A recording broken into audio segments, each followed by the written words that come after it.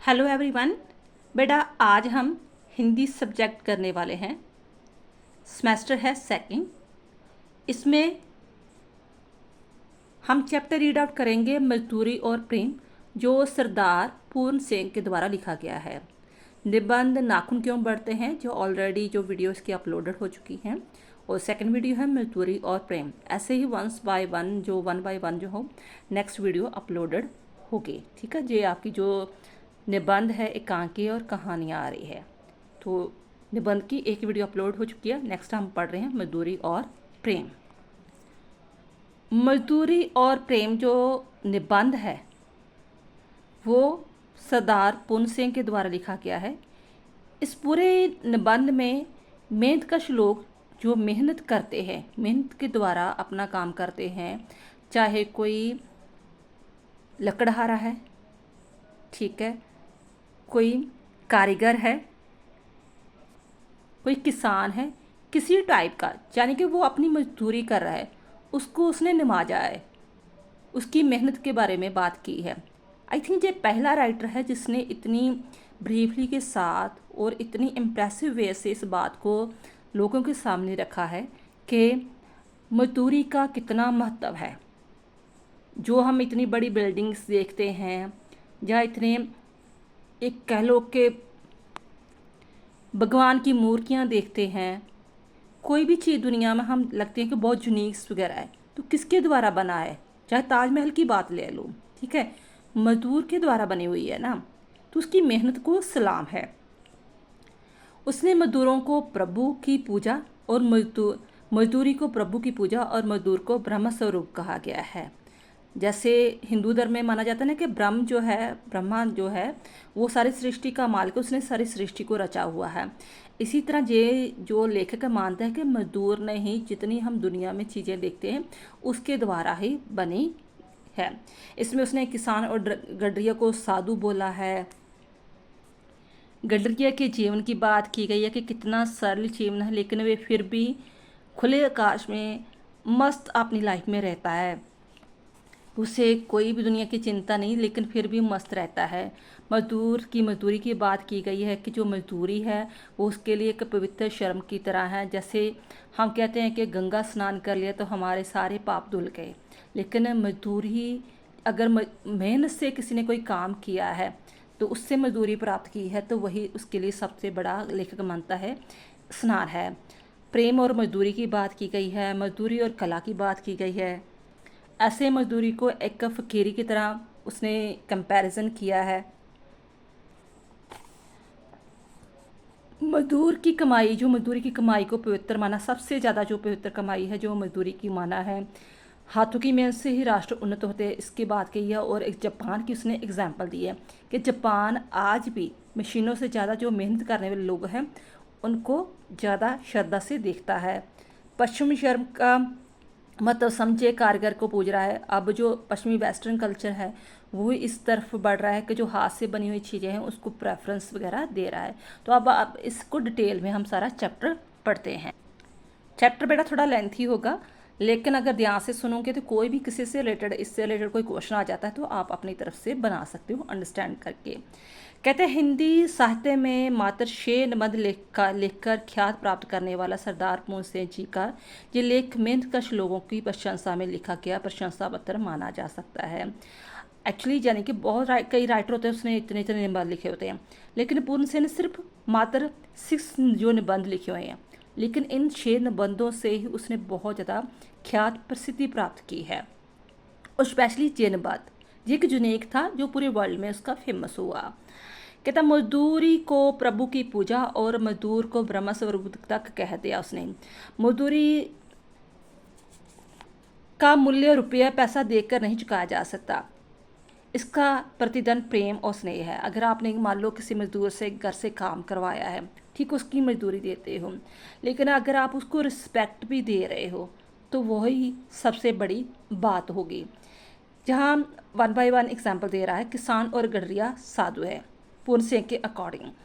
पूर्ण सिंह जी क्या मानते हैं कि किसान और जो चारवाही होते हैं, जैसे होते हैं ना भेड़ बकरियां चराने वाले खुले मैदान में, खास करके आप जैसे जम्मू कश्मीर में देख सकते हैं, पूर्ण सेन जी मानते हैं कि किसान और चरवाहे साधुओं की तरह निरंतर ईश्वर की भक्ति करते रहते हैं। उनकी भक्ति का साधन क्या है? शर्म। जैसे कोई भक्ति करता, कोई माला जपता है, कोई अपने ग्रंथ साहब से किताब पढ़ता है, अपने अपने तरह पाठ करता है, लेकिन उसकी भक्ति का साधन क्या है? मेहनत, जो अपनी मेहनत करते हैं।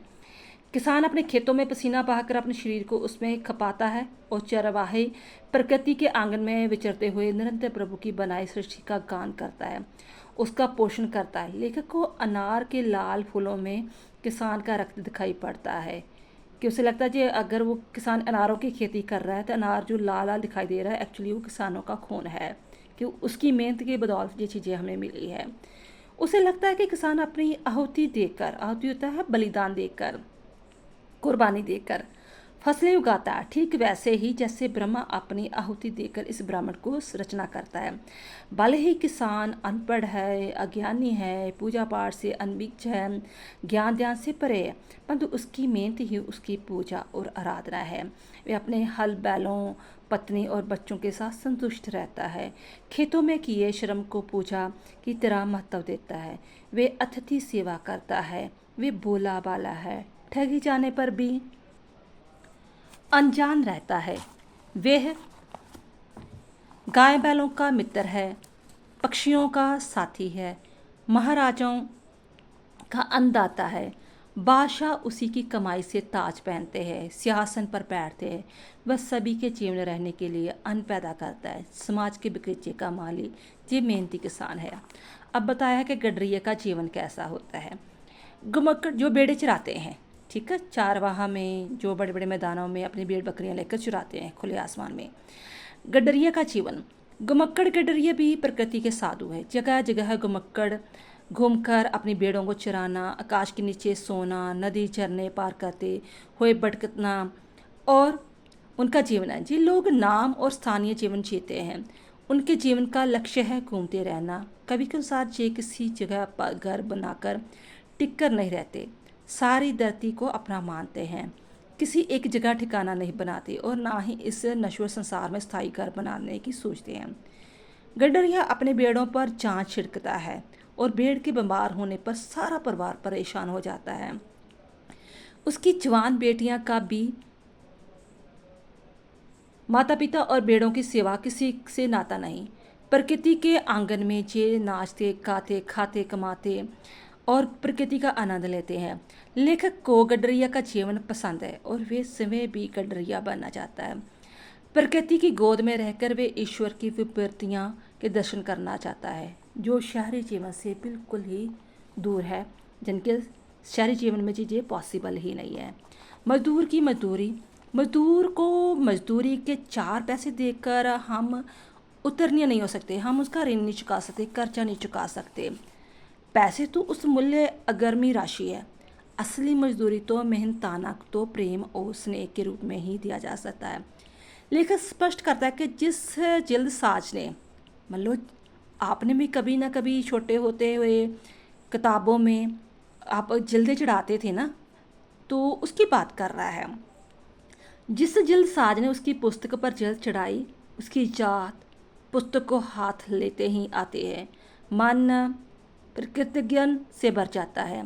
एक अनाथ विधवा भूखे रहकर कष्ट सहकर आंसू पाते हुए खद्दर की मेरी कमीज सीती है, तो उसके पवित्र शर्म और आंसुओं से भीगी कमीज पहनकर मुझे गंगा स्नान की पवित्र अनुभूति होती है। फिर वो अपना एक इंसिडेंट बताता है कि मैंने कोई खद्दर की कमीज जो फट गई थी, तो एक औरत ने मेरी कमीज सी थी, स्टिच की थी, तो मुझे ऐसा लग रहा था कि उसके हाथों से जी स्टिच की हुई कमीज पाकर मैंने ऐसा लग रहा कि मैंने गंगा स्नान कर लिया है। उस विधवा की मेहनत प्रार्थना, संध्या और नमाज आदि करने से कम नहीं है। प्रेम और मजदूरी। लेख को मनुष्य के हाथों बनी हर वस्तु से बहुत प्यार है। पवित्र आत्मा की सुगंध आती है जिसे उसे बनाया है। कैमरे से चित्र और हाथ से बने चित्र में वैसा ही अंतर रहता है जैसे बस्ती और शमशान में रहना, ठीक है ना।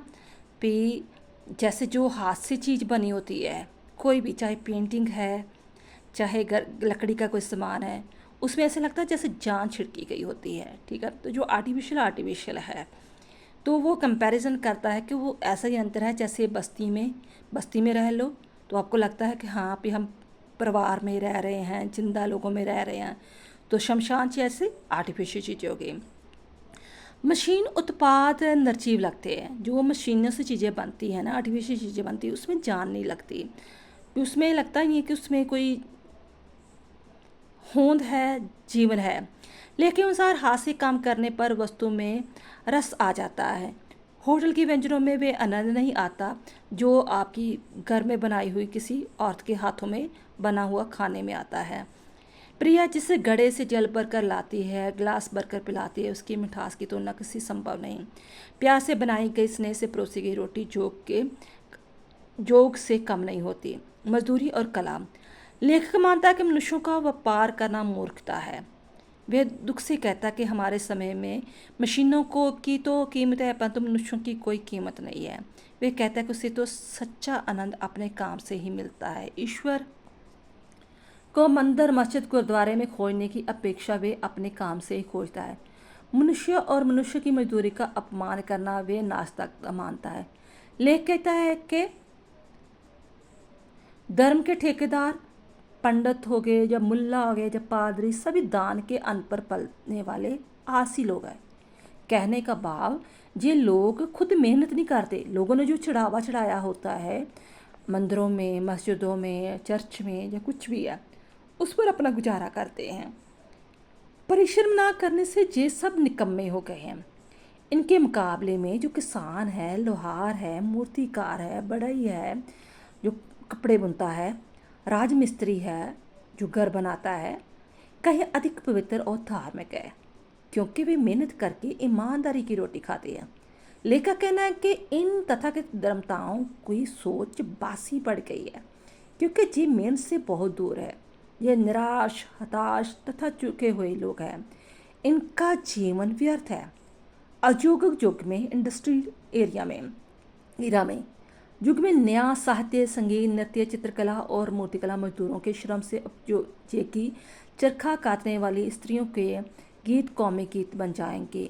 मजदूरों की मजदूरी ही असली पूजा होगी।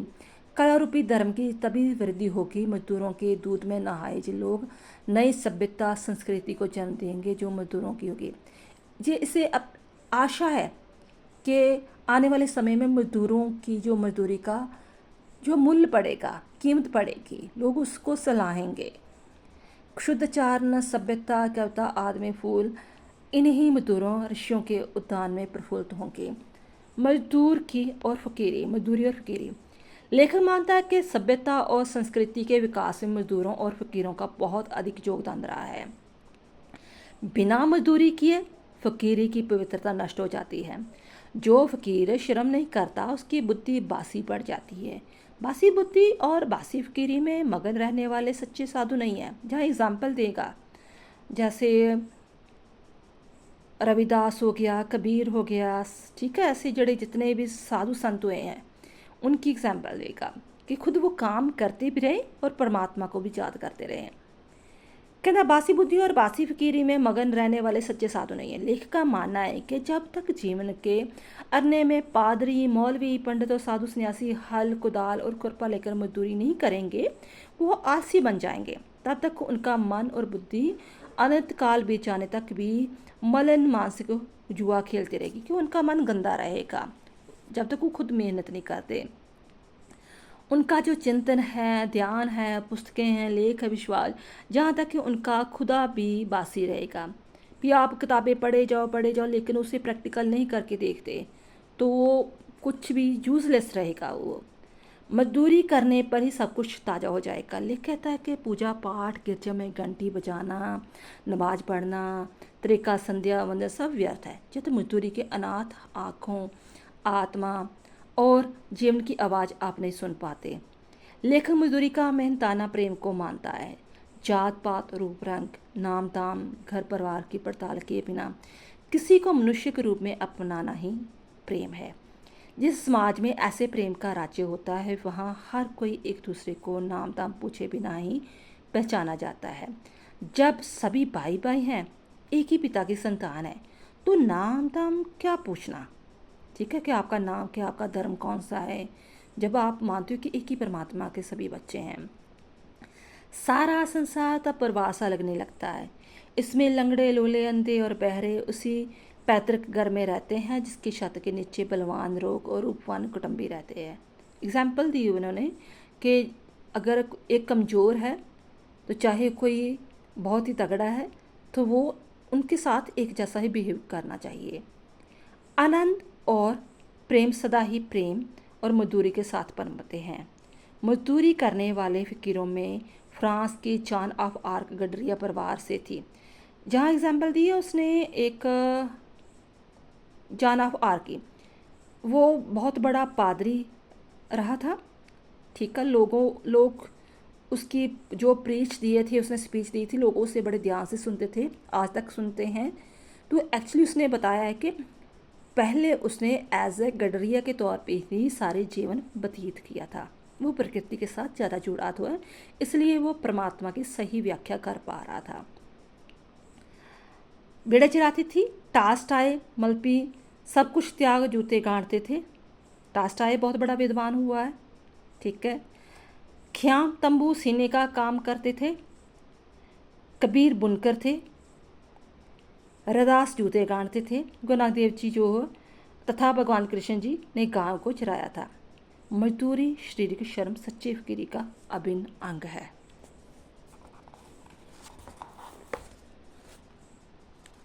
इस प्रकार ये स्पष्ट है कि पूर्ण सेन जी किसान और गडरिया को पवित्र आत्मा साधु मानते हैं। मजदूर की मजदूरी की तपस्या और पूजा मानते हैं जिसकी कीमत प्रेम और क्या स्नेह। प्रेम जीवन को रस में आनंद में बनाता है। मजदूरों की कला श्रम से पैदा होगी जो उपयोगी और शुद्ध होगी। मजदूर ही अच्छा फकीर हो सकता है। जो श्रम नहीं करता वो डोंगे कहलाता है। मजदूर से अपना तो स्थापित ना कर पाने वाले सभी साधु महात्मा नहीं हो सकते। मजदूरी करने को लेखक जीवन यात्रा का आध्यात्मिक नियम मानता है। नेक्स्ट है मजदूर जो श्रम की कमाई पवित्र है। सरदार पूर्ण सेन जी मानते हैं कि श्रम की कमाई पवित्र होती है। श्री गुरु नानक देव जी के जीवन में भाई लालो, जहाँ एग्जाम्पल दी है भाई लालो और मलिक बागो की, उसने जहाँ एग्जाम्पल दी कि मलिक बागो की जो कमाई थी पाप की थी, इसलिए उसमें उसके पकवानों में खून निकला था। लेकिन जो लालू था वो बड़ाई था, मेहनती था, उसकी मेहनत की कमाई की रोटी थी, इसलिए उसकी रोटी में दूध निकला था। हाथों की मेहनत से ही राष्ट्र उन्नत होते हैं, जापान आदर्श है। सरदार पूर्ण सेन जी मानते हैं कि मशीनी उत्पादन की अपेक्षा हाथ से तैयार किए पदार्थ अधिक कलात्मक और उपयोगी होते हैं। जापान के लोग घर में कलात्मक वस्तुएं तैयार करते हैं जिनकी विश्व भर से मांग है। कागज हो गया, लकड़ी हो गया, पत्थर की अद्भुत मूर्तियां बनाते हैं। एक जापानी तत्वज्ञानी का कथन है कि वे अपनी 2 करोड़ उंगलियों से विश्व को जीतने की क्षमता रखते हैं। ठीक है ना, कहने के बाद जापानी की उसने प्रशंसा की है कि हमारे जापानी हाथ के इतने कला निपुण है, स्किल पर्सन है, तो पूरी दुनिया में हमारा सामान बिकता है। अन्न पैदा करना, हाथ की कारीगरी और मेहनत से जड़ पदार्थों से जान फूंकना। जड़ पदार्थ मान लो कि मिट्टी है, पत्थर है, उस मिट्टी या पत्थर से मैं कोई देवता की मूर्ति बना देती हूँ तो लोग उससे बड़ी श्रद्धा से पूजते हैं। तो कहने का भाव कि जड़ पदार्थों में जान फूंकना जापानी जानते हैं। भारत में भी जब मजदूरी का आदर होता था उसने पास की बात कही, अब ये नहीं हो रहा। तब भारतीय कारीगरों में बुद्धि की जीवत मूर्तियाँ बनाई जाती थी कि वो आज भी चीज़ मानी जाती है। जितनी भी मूर्तियाँ हैं श्रीलंका में हैं, जापान में हैं, वो इंडिया के द्वारा बनाई गई थी। तो ऐसी मूर्तियाँ उसे देखकर लगता है कि शायद बुद्धा साक्षात बैठा हुआ है, जीवंत मूर्तियाँ लगती है। तो कहता कि ये इंडियन के द्वारा बनाई गई थी। कलंतर में हमने मजदूरों को शूद्र कहकर अपेक्षित किया। कहने का भाव कि जब हम पुराने ग्रंथों को देखते हैं तो जो मजदूर मजदूरी करते थे उसे सबसे नीचे वाली जात कहकर उसका तिरस्कार किया, उसे ऊपर उठने नहीं दिया, उसके रिस्पेक्ट नहीं दी, प्रेम नहीं दिया, स्नेह नहीं दिया। तो हमारे मंदिरों की मूर्तियाँ जब हमने उसे नहीं दिया तो फिर हमारी मूर्तियों में भी वो जान नहीं आएगी। विदेशी आक्रमणों को उन्होंने तोड़ने में हिचक नहीं हुई। वे यूनान की सुंदर कलात्मक मूर्तियों नहीं तोड़ पाए। जहाँ एग्जाम्पल दी है, जैसे जब महमूद गौरी और गजनी आया था, 15-16 बार हमले किए, तो हर हमले में वो इंडिया की मूर्तियाँ तोड़ता किया। तो कहते हैं अगर आप मजदूरों की रिस्पेक्ट करते तो नेचुरली फिर मूर्तियों की रिस्पेक्ट करते तो कोई आपकी मूर्तियों को हाथ नहीं लगा सकता था। आपकी मूर्तियाँ तोड़ी गई, लेकिन जापान की या दूसरे देशों की क्यों नहीं तोड़ी गई? क्योंकि वो पूरी उसे रिस्पेक्ट मानते थे कि इसमें इसकी जान छिड़क गई है।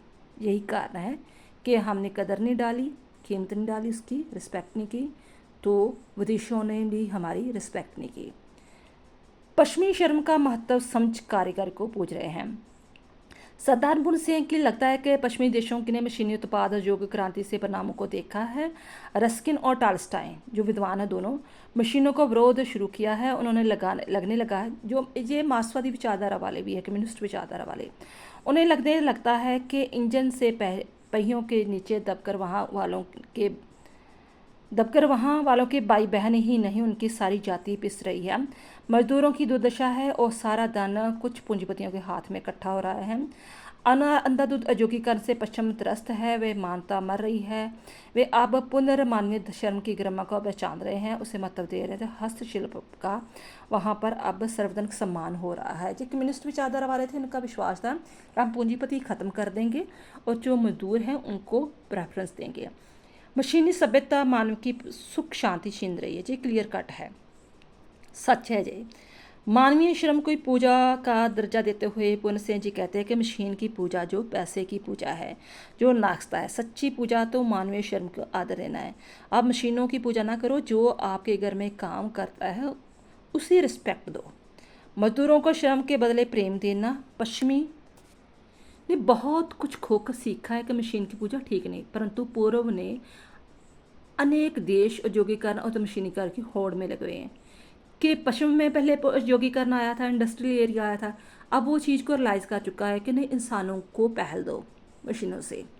लेकिन जो हमारे पूर्व के देश है, ईस्ट कंट्रीज है, ठीक है, वो अभी भी मशीनीकरण हो रहे हैं।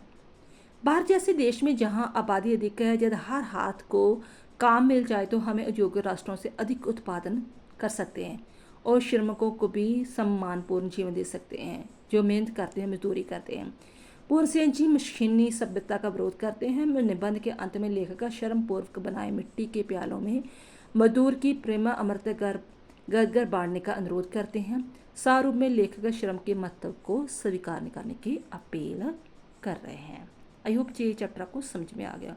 क्वेश्चन आपको बंद किए आ रहे हैं। श्रम के महत्व पर संक्षिप्त निबंध लिखिए। किसान का जीवन त्याग और मेहनत का जीवन है, इस कथन के आधार पर विचार व्यक्त कीजिए। जब कभी मैं इन बेमुक्त के गोपालों के दर्शन करता हूँ तो मेरा सिर स्वार्थ से झुक जाता है, लेकिन सिर किसके सामने झुक जाता है तथा क्यों? भी जो मजदूरों के बात कर रहा है, जो मजदूरों ने अपने प्रेम त्याग से अपनी जे मूर्तियाँ बनाई हुई है, उनकी बात हो रही है। जो गडरिया है किसान है। फिर क्वेश्चन बन कर आ रहा है, बर्बानी देशों में वे मानव विष्णु के समान क्षीर सागर का के लौटा है। लेख का ये कथन किसके बारे में है? मजदूरी प्रेम में। ये गडरिया की बात हो रही है। जैसे जम्मू कश्मीर में आप देख सकते हो कि इतनी ठंड पड़ती है, बर्फ़ होती है, लेकिन वहाँ पर वो क्या करते हैं, अपने भेड़ बकरियों को चराने के लिए वह निकल जाते हैं। ठीक है, वह क्या दिल लगी है? लेख ने दिल लगी किसको कहा है तथा क्यों? इस विषय में आपको क्या? तो लेख का मानना है कि किसी श्रम को मूल्य कुछ सिक्कों में नहीं चुकाया जा सकता। उसने अपने शरीर के अंगों, हाथ, पैर, आँख, कान इत्यादि के श्रम किया है, उसका काम किया है। इसके शरीर के इन अंगों की रचना करने वाले ईश्वर है। इसी पर बनी ईश्वर की चीज़ के प्रति ईश्वर की बनी चीज़ों से देना संभव नहीं है। तो कहने का भाव कि वो किसानों जहाँ जो मूर्तिकार है, जो हाथों से चीज़ें बनाते हैं, उनके रिस्पेक्ट वगैरह कर रहा है। फिर क्वेश्चन एक और बनकर है, ईश्वर तो कुछ ऐसी ही एक मुख प्रार्थनाएं सुनना है, तत्काल सुनता है। ईश्वर कैसी प्रार्थनाएं सुनता है, इसके बारे में बताओ। मनुष्य की पूजा ही सच्ची ईश्वर पूजा है, इसके आधार पर अपने विचार प्रकट कीजिए। सरदार मुंशी ने नई कविता किसको कहा है, इसके बारे में बात कीजिए। सच्ची फकीरी का अनमोल भूषण क्या है? मजदूरी और प्रेम के निबंध पर आप लिखिए। प्रार्थना में शब्द महत्वपूर्ण होते हैं अथवा श्रम से रत रहते हुए मूक निवेदन है। सदानपूर्ण से तथा संत कबीर इस संबंध में क्या कहते हैं? क्या उनका समर्थन समाज करता दिखाई देता है? नेक्स्ट क्वेश्चन आ रहा है, सदारपुण्य से मजदूरी को समाज के नैतिक उत्थान के लिए तो वर्तमान अर्थशास्त्री उसको आर्थिक उत्थान के लिए जरूरी मानते हैं। इस संबंध में अपने विचार आप लॉजिकली बताइए कि आपको कौन से विचार सही लगते हैं। ये सारे क्वेश्चन थे, ठीक है, 13 क्वेश्चन थे, तो आपको आई होप अंडरस्टैंड हो गए होंगे। थैंक्स बेटा।